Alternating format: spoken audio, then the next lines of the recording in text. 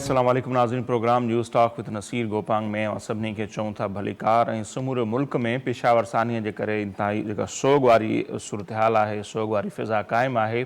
पेशावर जे अव्हां जे इल्म में हूंदो त पुलिस लाइन वारे इलाइक़े में मस्जिद अंदरि जेको धमाको थियो, उन जे नतीजे में हींअर ताईं जेके शहीद थींदड़ आहिनि उन्हनि जो तादादु 100 ताईं ॿुधाए पियो ते वञी पहुतो आहे। ऑफिशियल जेके अंग अखर आहिनि 221 जे लॻभॻि माण्हू जेके आहिनि उहे ज़ख़्मी आहिनि, जिन मां बि घणनि जी जेका आहे उहा तबियत ॻणती जोगी आहे। हिकिड़े पासे इहा सूरत हाल आहे त ॿिए पासे वरी जेके असीं ॾिसूं था मुल्क जूं जेके पॉलिटिकल पार्टियूं आहिनि उहे दहशतगर्दी जे वाक़िअनि ते बि हिकु थियण बदिरां हिक ॿिए ते जेको आहे इल्ज़ाम तराशी करे रहियूं आहिनि। PTI पंहिंजे ऑफिशियल पेज ते इहो ॼाणायो आहे त जॾहिं इमरान ख़ान साहब वज़ीर आज़म हुआ या KP में उन्हनि जी हुकूमत हुई तॾहिं अमन अमान जी सूरत हाल बहितर हुई। हालांकि 6-7 महीना 8 महीना पुराणी ॻाल्हि आहे ऐं अॼु हू दावा था कनि त तॾहिं अमन अमान जी सूरत हाल बहितर हुई ऐं मौजूदा जेका हुकूमत आहे उहा दहशतगर्दी जे वाक़िअनि जी ज़िम्मेवार आहे। हालांकि हिन मौक़े ते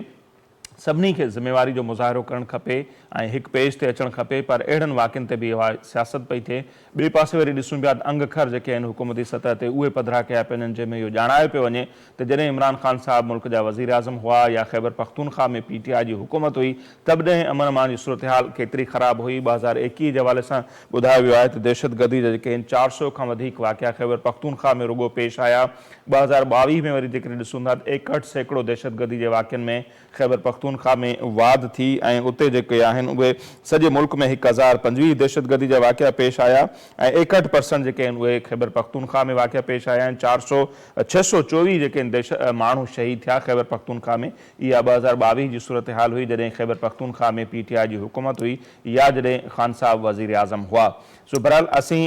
इन अंगनि अखरनि में या हिकु ॿिए ते इल्ज़ाम तराशी में नथा पऊं, पर इहा अफ़सोसनाक सूरत हाल ज़रूरु आहे त एॾे वॾे तादाद में जेके आहिनि माण्हू शहीद थिया आहिनि उहे असां सभिनी जा जेके आहिनि शहरी आहिनि हिन मुल्क जा, असां सभिनी जा भाइर आहिनि। अञा उन्हनि जो टीजो नाहे थियो त PTI बजाए जो उन सोग वारी कंडीशन में हुजणु खपे या उन्हनि शहीदनि जे वारसनि वटि वञणु खपे, उन्हनि खे PTI जे अॻवाननि खे हू अॼु बि असांखे जेको आहिनि ख़ैबर पख्तूनख्वा में, पंजाब में ऐं समूरे मुल्क में इलेक्शन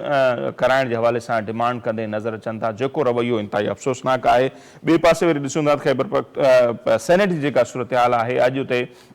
इंतहाई सीनियर अॻवान आहिनि, सेनेट जा अॻूणा चेयरमैन आहिनि मियां रज़ा रब्बानी साहब, उन्हनि ख़िताब कयो आहे ऐं इंतहाई सीनियर अॻवान ऐं अॻूणा जेके सहाफ़ी आहिनि मुशाहिद हुसैन सैयद उन्हनि ख़िताब कयो आहे। संदन इहो चवणु आहे त $5 अरब जी जेका असां जहाद $5 अरब जो विड़ियोसीं ज़ियाउल हक़ जे दौर में, ही जेको कुझु थिए पियो उनजो नतीजो आहे। गॾोगॾु उन्हनि जो इहो बि चवणु आहे त जेका कुर्सी जी जंग आहे उहा मुल्क खे नुक़सानु ॾींदी ऐं मुशाहिद हुसैन सैयद इहो बि मुतालबो पंहिंजो मियां रज़ा रब्बानी मुशाहिद हुसैन सैयद कयो आहे त PTI जे दौर में TTP सां जेके ॻाल्हियूं कयूं वयूं हुयूं, कहिड़ियुनि शर्तनि ते कयूं वयूं, कंहिंजी मंशा सां इहे ॻाल्हियूं कयूं वयूं हुयूं, उनजी जांच थियणु खपे। हीउ सभु कुझु जेको थिए थो TTP सां जेका जंगबंदी थी या जेको हुन सां मुआहिदा कया विया उनजो नतीजो आहे। ऐं मियां रज़ा रब्बानी मुतालबो कयो आहे त 8 फरवरी ते पार्लियामेंट जो जेको गॾियल इजलास थिए थो उन में उन मामले ते जेको आहे बहस करायो वञे ऐं दहशतगर्दी जे ख़ात्मे जे हवाले सां जीअं नेशनल एक्शन प्लान जुड़ियो, अहिड़े क़िस्म जी का हिकमत अमली जुड़णु खपे। सो अॼु जे प्रोग्राम में असीं हुन ते ॻाल्हि ॿोल कंदासीं त इहो केतिरो मुमकिन आहे ऐं मौजूदा पार्टियूं जेके आहिनि मुल्क जूं उहे हुकुमरान इताद में शामिल हुजनि या मुखालिफ़ धुर में, उहे जेके सियासत खेॾनि थियूं, अमन अमान, मईशत, महांगाई ऐं ॿिया जेके अवाम सां रिलेटेड मसइला आहिनि उहे उन्हनि जी एजेंडा जो हिसो छो न आहिनि, उन ते पाण ॻाल्हि ॿोल कंदासीं। हींअर पेशावर मंझां सीनियर सहाफ़ी ऐं तर्जुमेगार आहिनि शाहिद अमीन साहब, उहे असां टेलीफोन लाइन पे मौजूद हैं। शाहिद अमीन साहब, बहुत शुक्रिया आपने हमें ज्वाइन किया। क्या सूरत हाल है सर, ये जो पुलिस लाइन में मस्जिद के अंदर इंतहाई अफसोसनाक वाक़या हुआ जिसकी जितनी मजम्मत की जाए कम है। आज जो तादाद बताई जा रही है ऑफिशियल्स की तरफ से 95 लोग जो हैं जो अब तक शहीद हो चुके हैं, 200 से ज़्यादा ज़ख्मी हैं, तो आज की अपडेट क्या है और इस हवाले के हवाले से जो इन्वेस्टिगेशन हुई है उसमें क्या बताया जा रहा है शाहिद साहब? नसीर, बहुत शुक्रिया। सबसे अहम और बुनियादी बात जो मैं सबसे पहले करना चाहूंगा वो तो ये है कि जो जिस मस्जिद में कल धमाका हुआ उस मस्जिद में अब से कुछ देर पहले नमाज मगरिब अदा की गई है। इससे पहले असर और जोहर की नमाजें भी वहाँ अदा की गई हैं। तो मस्जिद इस हद तक दोबारा बहाल जरूर की गई है कि उसमें नमाजों की अदायगी का सिलसिला शुरू हो जाए। एक तो ये। दूसरा, जैसा कि आपने कहा कि जो कल इंसिडेंट हुआ इसमें अब तक की जो जो डेथ टॉल है वो 100 हो गई है, यानी 100 अफराद शहीद हैं इसमें जो कंफर्म किया गया है और 221 अफराद जो हैं वो इसमें जख्मी हैं। यकीनन ये एक बड़ा ही अफसोसनाक वाकया था और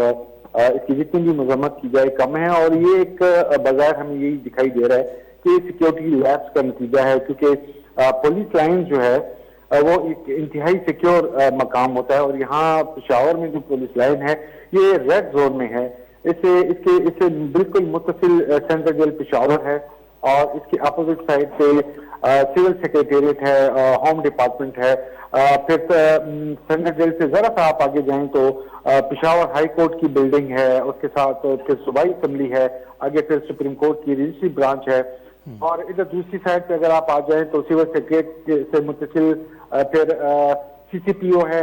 सीपीओ है, सेंट्रल पुलिस ऑफिस है जहाँ आईजीपी साहब तशरीफ रखते हैं और फिर उसके आगे वज़ीर आला हाउस और गवर्नर हाउस है। तो ये बिल्कुल रेड जोन है, इंतहाई सिक्योर एरिया है और ये यकीनन ये सवालिया निशान मौजूद है। कल जब वज़ीर आज़म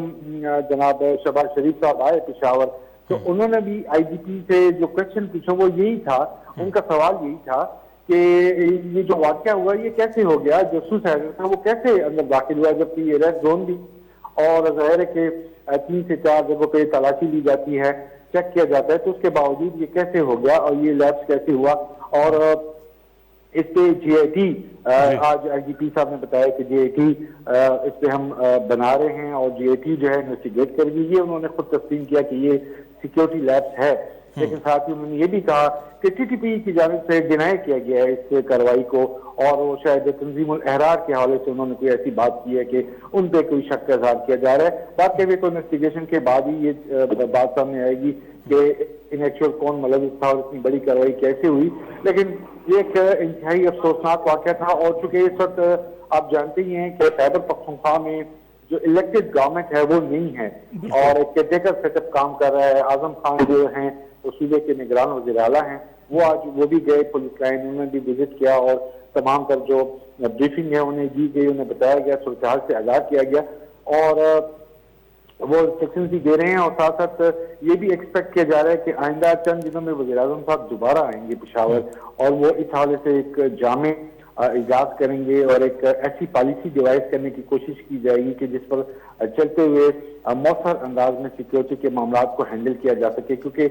नसीर अगर आप देखें तो कल का जो दिन था वो पेशावर के लिए बड़ा सख्त दिन था, बल्कि सूबे के लिए सख्त दिन था, क्योंकि पेशावर में ये इंसिडेंट हुआ है बदकिस्मत वाकया और स्वाबी में भी कल 2 सुसाइडर्स जो हैं वो उन्होंने खुद को उड़ाया जब उन्होंने पुलिस को देखा। अगर वो भी टारगेट पे पहुंचे तो एक नया एक मुश्किल पैदा हो सकती थी, एक नया मसला पैदा हो सकता था। बिल्कुल। अच्छा, और इससे पहले भी शाहिद साहब हम जैसे बात करते रहे हैं सभी इस पे, जैसे सवात में हमने देखा कि अमन रैली निकाली गई थी पश्तून तहफ़्फ़ुज़ मूवमेंट की तरफ से, वो पहले से ही खदशों का इजहार कर रहे थे कि दहशतगर्द जो हैं वो दिन ब दिन आगे बढ़ रहे हैं, इनको रोकना चाहिए। लेकिन हम देखते हैं बड़ी अफसोसनाक सूरत हाल है कि हमारे मुल्क में ये डिस्कस होता रहा बहुत अरसे तक और कौन सी असेंबली रहेगी, कौन सी को तोड़ा जाए, कहाँ से इस्तीफे दिए जाए, हुकूमत की जो हुकूमत का फोकस भी उस पर है, अपोजिशन का भी इस तरफ फोकस वो नहीं था, हम ये कह सकते हैं। तभी इस तरह के वाकयात हो रहे हैं और जैसे आपने कहा कि 2 खुदकुश बमबार पहले उन्होंने धमाके से खुद को उड़ा लिया, एक ये वाकया हुआ, तो हमारी तरजीह नहीं रही, हम कह सकते हैं अमन अमान। जी देखिए, ये आप ठीक कह रहे हैं कि ये सेकंड प्रायोरिटी के तौर पे लिया जाता है और फर्स्ट प्रायोरिटी जो है वो पॉलिटिक्स को लिया जाता है। आप देखिए कि इतना अफसोसनाक वाकया है कल जो ये हुआ और आज भी पूरे पेशावर पूरे सूबे की जो फिजा है उसको अगवार है, क्योंकि हर जगह हर इलाके में मोहल्ले में सारा मुल्क कोई शहादत हुई है, पूरा मुल्क यकीनन सगवार है इस पे। लेकिन आप देखिए कि पीटीआई की तरफ से आज पेशावर कोर्ट में रिट की गई है कि जी सूबाई असेंबली के इंतखाबात के लिए गवर्नर साहब तारीख थी। देखिए उनका हक है और 90 डेज में इंतखाबात भी होनी चाहिए, ये भी एक आईनी रिक्वायरमेंट है। लेकिन वो अगर कल इन लोगों का स्वयं होगा, अगर वो स्वयं के बाद जाते और अदालत में रेट करते तो एक तासर पैदा होता कि कम से कम उन्होंने एक थोड़ा सा वो किया है, यानी एक हालात को मद्देनजर रखा है। आज वैसे भी सूबे में खैबर पख्तूनख्वा में यौम शोक था, आज सूबाई हुकूमत ने शोक का ऐलान कर रखा था और जो कौमी पर्चे में वो सरनगू रहा, तो वो उस चीज को फॉलो करना चाहिए था। लेकिन एक अफसोस का मकाम है कि उन्होंने ऐसा नहीं किया। अब बारकैफ ये उनकी अपनी पॉलिसी में इससे ज्यादा कमेंट तो नहीं करूंगा, लेकिन बारकैफ यकीनन एक है कि जितनी भी सियासी जमातें हैं और गवर्नमेंट्स हैं, ये मिल बैठे और जो पॉलिसी है नेशनल एक्शन प्लान, आपको याद ही होगा कि 2014 में जब एपीएस का वाकया हुआ था तो उसके बाद एक नेशनल एक्शन प्लान बना था। उस नेशनल एक्शन प्लान पे कुछ खामियां थी, कुछ मसाइल थे और ये मुतालबा बार बार किया जाता रहा कि इसको रिविजिट किया जाए और इस पर अमन दरामद के हवाले से तमाम स्टेक होल्डर्स हैं वो बैठकर दोबारा इसका जायजा ले, लेकिन वो नहीं हो पाया। लेकिन मेरे ख्याल में अब वक्त आ गया है कि एक मरतबा फिर उस नेशनल एक्शन प्लान जो है उसे रिविजिट किया जाए, उसका जायजा लिया जाए, जो खामियां जो मसले हैं जो मुश्किलात हैं दूर किया जाए। जहां तक आपने स्वाद के हवाले से और वो रैलियों की अमन रैलियों की बात की, यकीनन उस वक्त आप एक सिचुएशन डेवलप हुई, कुछ जो मिलिटेंट्स थे वो अफगानिस्तान की तरफ से आए वहां पे स्वात में और कुछ इलाकों में उनकी मौजूदगी पाई गई। फिर इसके अलावा उन्होंने कुछ ऐसे वाकयात में वो इन्वॉल्व रहे, उन्होंने क्लेम किया जिसकी वजह से एक तासुर पैदा हुआ कि कहीं ये दोबारा 2008-9 वाली सूरत हाल तो पैदा नहीं होने जा रही। तो वो एक सिचुएशन थी और ये इस वक्त जो कुछ हो रहा है यकीनन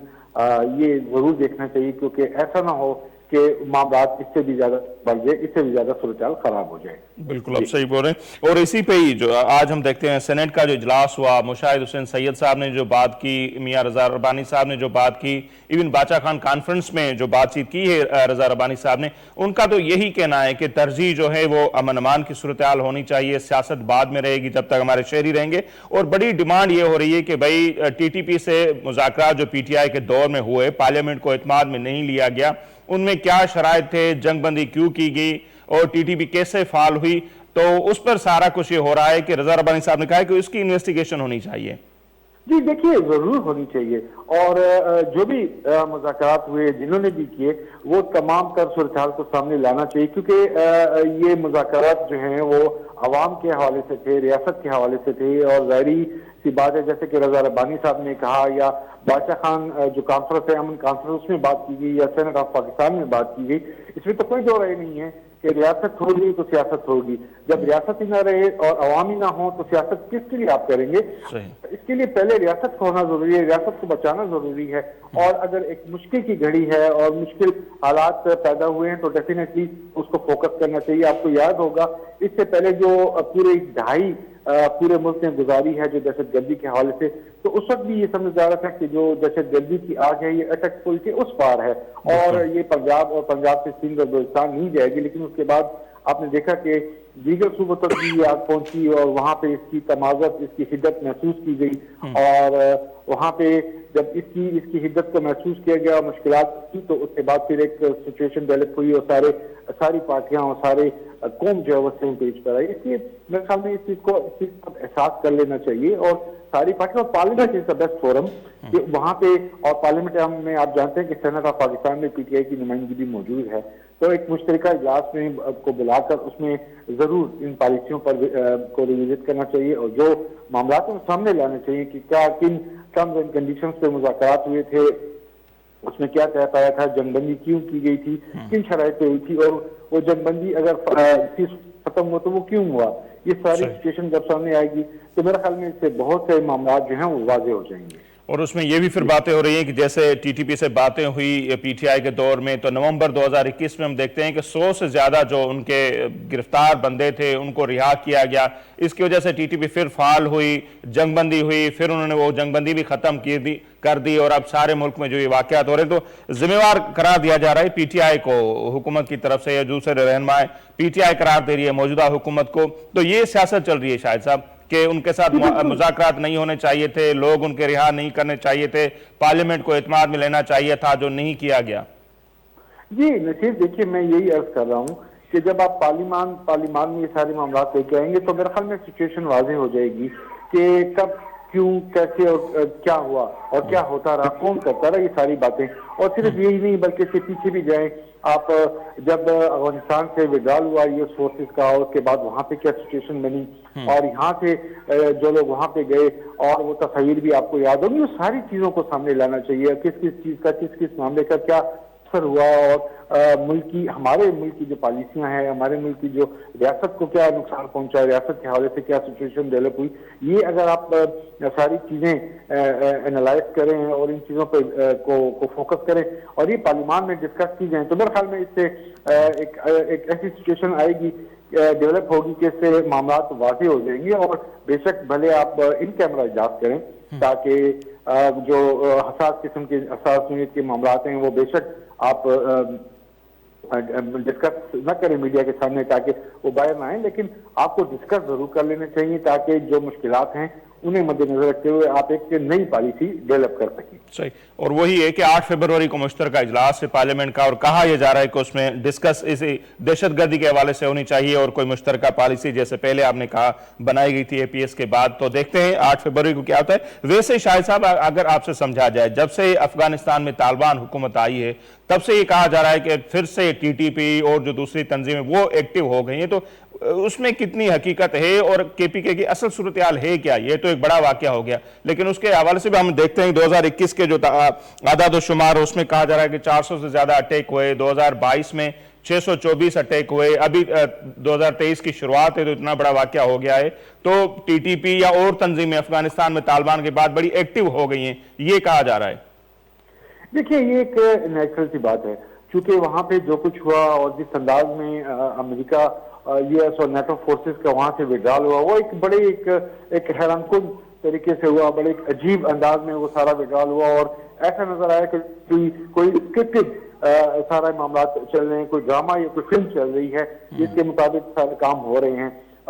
वो अमेरिका जो 2009-11 के बाद वहां पे आया है, वो 21 साल बैठा रहा, अचानक रातों रात वहां से रुखसत हो गया। तो वो तो एक ड्रामेटिक सिचुएशन थी और उसके बाद डेफिनेटली ये इम्कान था कि वहां पे एक सपोर्ट मिलने के बाद जो यहाँ के जो लोग थे जो अफगानिस्तान चले गए थे या सरहदी इलाकों में मौजूद थे, वो डेफिनेटली वो वहां से वापस आने की कोशिश करेंगे। एक काइंड ऑफ सपोर्ट वो समझेंगे कि उन्हें सपोर्ट मिल गई, भले वो मिले या ना मिले, लेकिन वो समझेंगे कि उनकी बैक पे, उनकी पुश पे कोई आ गया है और उसके बाद हालात होंगे। तो डेफिनेटली जी यहाँ पे खैबर पख्तूनख्वा में जो अमन अमान की सूरत हाल है वो खराब है, जरूर है, मसाइल मुश्किलात जरूर हैं, मैं इसीलिए कह रहा हूँ। और इसमें नसीर मैं एक बात जरूर मेंशन करना चाहूंगा, आपको शायद याद हो या ना हो, 2008 में खैबर पख्तूनख्वा में जिस वक्त मिलिटेंसी अरूज पे थी और यहाँ पे मसला शुरू हुआ था, उस वक्त यहाँ पे गवर्नर थे अवैस अहमद गनी खैबर पख्तूनख्वा के, और ख्याला थे उस वक्त अमीर हैदर होती MP के। और अवैस गनी ने वहाँ पहली दफा ये आइडिया फ्लोट किया था कि एपेक्स कमेटी एक होनी चाहिए सूबे की आला तरीन, जिसमें गवर्नर भी हो, वज़ीर आला भी हो और जो मुतल्लिका कोर कमांडर हैं वो भी तशरीफ रखें, ये तीनों उसके परमानेंट मेंबर्स हों और उसमें IG और होम सेक्रेटरी हों, चीफ सेक्रेटरी हों, और फिर कमेटी जिसे भी जरूरी समझे उसे बुलाए। और ये आइडिया उन्होंने फ्लोट किया, उनके दौर में वो एपेक्स कमेटी बनी और वो फिर चलती रही, उसके बाद के दौर में भी चलती रही। लेकिन इस दौर में भी ये मौजूद रही गो के वज़ीर आला और गवर्नर के दरमियान वजह तनाज़ा दी रही है, लेकिन बार कैफ वो काम करती रही। लेकिन गुज़श्ता कई माह से जब तक PTI की गवर्नमेंट थी उस वक्त से ये गैर फाल हो गई थी, उससे फाल करना चाहिए फौरी तौर पे, एपेक्स कमेटी के इजाज़ बढ़ाना चाहिए और उस फोरम पे तमाम मामला को देख लेना चाहिए ताकि जो पॉलिसी है वो एक अच्छी सूरत अख्तियार कर सके सूबे के हवाले से भी। और फिर आप अपनी जो रिकमेंडेशंस हैं वो आप रिकमेंडेशंस पार्लियामान को भी फॉरवर्ड कर सकते हैं, फेडरल गवर्नमेंट को फॉरवर्ड कर सकते हैं ताकि वो उसे कंसीडर करें और उसे कंसीडर करते हुए नई पॉलिसी राइट की जा सके। सही, बहुत शुक्रिया आपका शाहिद अमीन साहब। बिल्कुल, ना सिर्फ एपेक्स कमेटी को फाल होना चाहिए, लेकिन नेशनल एक्शन प्लान जो बना था APS वाक़े के बाद, उसके जो 34 या 36 नुकात थे वो जो हैं 2014 की बात है, अब हम 2023 में बात करें तो उन नुकतन ते भी ज़रूर जो है अमल दरामद थियण जी ज़रूरत है। जॾहिं ही नेशनल एक्शन प्लान ठहियो उन खां पोइ जेके कार्रवायूं कयूं वियूं त डिघे अरसे ताईं असांखे मुल्क में अमन अमान जी सूरत हाल नज़र आई ऐं 2018 में PTI हुकूमत जे अचण खां पोइ जेको कुझु थियो उहो अवां जे साम्हूं आहे। जीअं शाहिद अमीन साहब सीनियर सहाफ़ी आहिनि, उतां जा हू ॿुधाइनि पिया त एपेक्स कमेटी खे जेको आहे सो गैर फाल कयो वियो ऐं अमन अमान जे हवाले सां जेकी क़दम खणणु खपनि हा उहे न खयां विया। न रुॻो एतिरो पर जीअं अमेरिका अफ़गानिस्तान मां वियो पिए तॾहिं ई इन्हनि ख़दशनि जो इज़हार कयो पियो त अमन अमान जी सूरत हाल ख़िते में ख़राबु थींदी, ख़ासि तौर ते पाकिस्तान उनखे तमामु घणो भोॻींदो। उनखां पोइ जेके असांखे क़दम खणणु खपनि हा अमन अमान जी सूरत हाल जे हवाले सां उहे न खयां विया, जंहिंजा नतीजा हींअर जेके आहिनि उहे साम्हूं अचनि पिया। ऐं मुशाहिद हुसैन सैयद हुजनि या रज़ा रब्बानी साहिबु इंतिहाई सीनियर पॉलिटिशियन आहिनि ऐं अमन अमान जी सूरत हाल जे हवाले सां अॼु जेका उन्हनि ॻाल्हि ॿोल कई आहे ज़रूरु वक़्त जी हुकूमत खे ऐं जेका अपोज़िशन आहे हींअर जी PTI जी उन्हनि खे ज़रूरु उन ते सोचणु खपे। ऐं जीअं शाहिद अमीन साहिबु ॿुधायो त अॼु अञा टीजो ई न थियो आहे, सुभाणे बल्कि टीजो थींदो हिननि शहीदनि जो। PTI जेको आहे उहो ई पंहिंजो पुराणो राग आलापे रही आहे त इलेक्शन जी तारीख़ ॾियो, इलेक्शन जी तारीख़ ॾियो, बजाए जो जॾहिं सॼो सूबो समूरो मुल्क सोग वारी सूरत हाल में हुजे त हू उन्हनि माण्हुनि सां गॾु बीठल हुजनि, उन सोग में न रुॻो शरीक हुजनि पर ॿुधाइनि त अमन अमान कीअं बहाल करे सघिजे थो, अचो त गॾिजी वेहूं, पर उन्हनि खे इलेक्शन जी लॻल आहे। ही उहे रवैया आहिनि जिन ते अफ़सोस ई करे सघिजे थो। दहशतगर्दी जे वाक़िअनि ते कते बि सियासत न करणु खपे, पोइ उहे हुकूमत में शामिल जेके आहिनि अॻवान हुजनि या अपोज़िशन जा, उनखे सोचणु खपे त ही घटि में घटि अहिड़ो नुक़्तो आहे जंहिं ते कतई सियासत न करणु खपे। हिते वक़्तु थिए पियो मुख़्तसर ब्रेक जो, ब्रेक वठंदासीं, उनखां पोइ वापसि ईंदासीं थी जेका सूरत हाल आहे अमन अमान जी ऐं TTP जो ॿीहर सरगर्म थियणु उहो केतिरो ख़तरनाक आहे, उनखे कीअं रोके सघिजे थो, कीअं उनजो मुक़ाबिलो करे सघिजे थो। जीअं पहिरियों असां ॾिठोसीं त सवात ऑपरेशन थियो पीपल्स पार्टी जे दौर में 2008-09 में, उनखां पोइ नेशनल एक्शन प्लान ठहियो 2014 में ऐं हिकिड़ो ऑपरेशन कयो वियो दहशतगर्दनि ख़िलाफ़ु, जंहिंखां पोइ डिघे अरसे ते अमन रहियो। हींअर छा करणु खपे उन ते पाण ॻाल्हाईंदासीं पर मुख़्तसर ब्रेक खां पोइ।